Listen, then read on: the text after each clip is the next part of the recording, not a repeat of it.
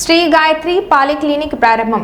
పుట్టిన బిడ్డ దగ్గర నుంచి 3 కాళ్ల ముసలోళ్ల వరకు ఈ గాయత్రి పాలిక్లినిక్లో సరైన వైద్యం అందించేందుకు డాక్టర్లు అందుబాటులో ఉంటారని శ్రీను తెలిపారు.